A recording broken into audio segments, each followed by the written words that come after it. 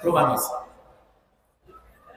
চোর ডাকাত ভয় পায় পুলিশকে, পুলিশ ভয় পায় উকিলকে, উকিল ভয় পায় সাংবাদিককে।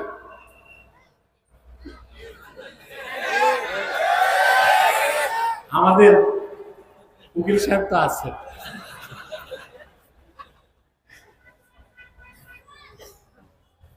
এটা একটা রেওয়াজ হয়ে গেছে বাংলাদেশে। চোর ডাকাত ভয় পায় পুলিশ, ভয় পায় উকিল, উকিল ভয় পায় সাংবাদিক, সাংবাদিক ভয় পায় অলিগার, টাকার কুমির যারা, তাদেরকে ভয় পায়। পায় কিনা? বাংলাদেশে অলিগার আছে এখন?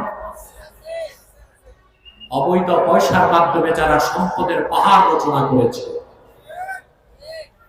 এবং আমি নিশ্চিত বলতে পারি না, আমার বিশ্বাস শরীফ ওসমান হাদির হত্যার পিছনে বিদেশি চক্রের সাথে বাংলাদেশের কুচক্রী শিল্পপতি অলিগারদেরও হাত আছে।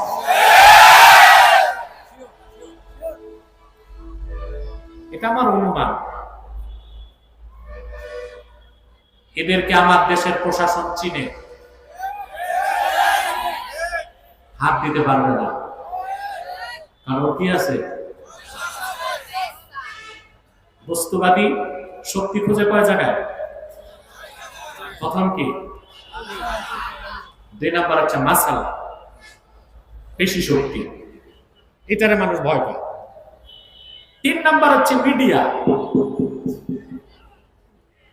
4 নাম্বার হচ্ছে ম্যান্ডেট।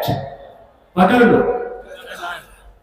পৃথিবীতে বলা হয় এই 4টা শক্তি আমেরিকার বেশি, এই জন্য তাকে বলা হয় সুপার পাওয়ার। কি বলা হয়? ওর মানি আছে, মানি।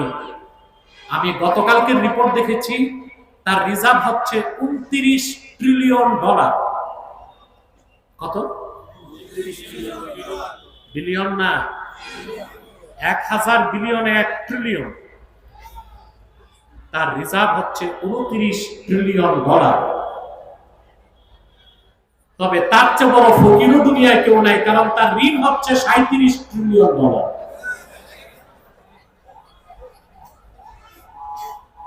মনে রাখবেন, চোর যখন চুরি করতে করতে দেখে তার টান পড়ছে, তখন চোর আর চোর থাকে না, ডাকাত হয়। আমেরিকাতে এতদিন চুরি করছে, তেল চুরি করছে ইরাকে, লিবিয়াতে, সিরিয়াতে।